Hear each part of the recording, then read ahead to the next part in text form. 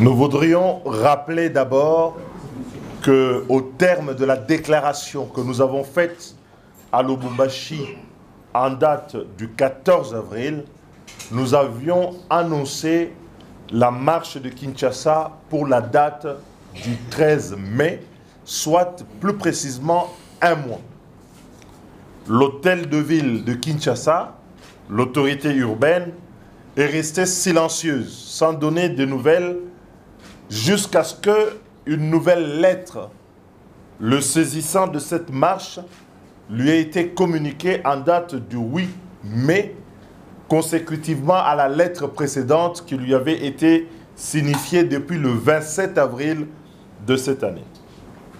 La réunion qu'il y a eu hier avec les délégués, nos secrétaires généraux, pour examiner enfin les modalités sous lesquelles la manifestation de demain devait se passer, l'autorité urbaine n'a pas rompu la tradition que nous avons combattue dans ce pays pendant des années, c'est-à-dire l'arbitraire, alors que nous avons un régime qui est un régime d'information et non pas un régime d'autorisation. L'autorité urbaine, comme ses prédécesseurs, se saisissent de cette position pour interdire la marche et proposer des dates qui ne sont pas celles des organisateurs qui, eux, ont choisi des dates différentes. Nous savons que ce qui guide l'autorité urbaine, c'est la volonté de rompre l'élan de mobilisation que nous avons constaté et l'effervescence dans la ville d'une population aujourd'hui meurtrie, d'une population qui veut manifester contre la vie chère,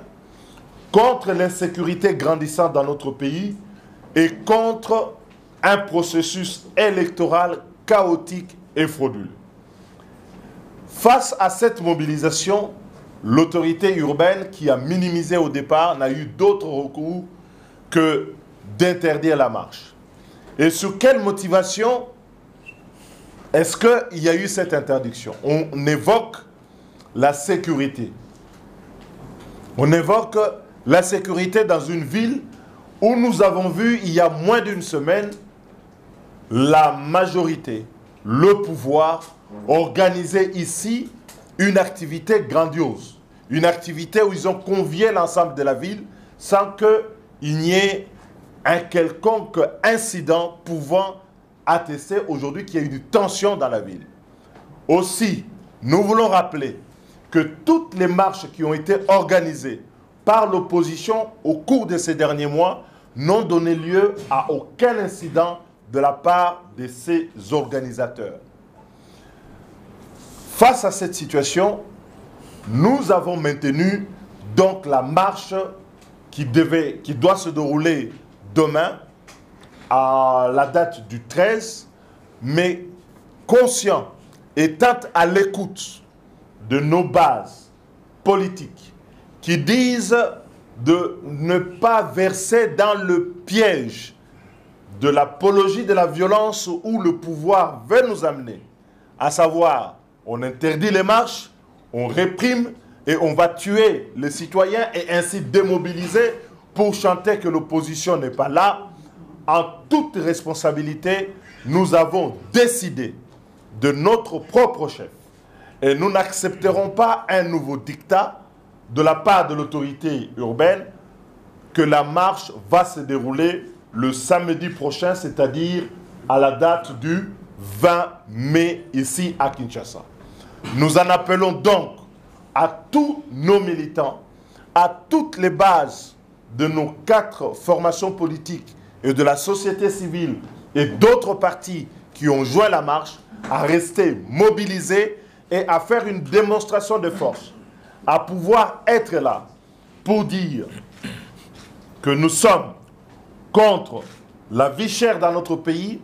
contre l'insécurité, contre le processus électoral chaotique. Nous voulons alléger la tâche du gouverneur qui a dit qu'il y a des machettes qui sont distribuées dans la ville pour pouvoir contrer notre marche, qu'il y a des milices qui ont été mobilisées et qu'il voulait prendre le temps de démobiliser. Mais plutôt que de lui laisser 4 jours, nous lui donnons 1 semaine pour qu'il puisse le faire en toute responsabilité. Mais en tant que responsable, au bout de ce délai, nous n'accepterons pas que la marche puisse être empêchée et que tous les Congolaises et Congolais, les jeunes, les vieux, les personnels actifs de la ville de Kinshasa, nous demandons à ce que nous puissions nous retrouver le 20 mai, même date, mêmes itinéraires dans la ville de Kinshasa pour manifester notre protestation contre la vie chère et manifester aussi contre l'insécurité à l'Est entretenue par le gouvernement actuel et manifester contre le tripatouillage électoral ou la fraude électorale organisée dans le cadre du processus mené actuellement par la CENI.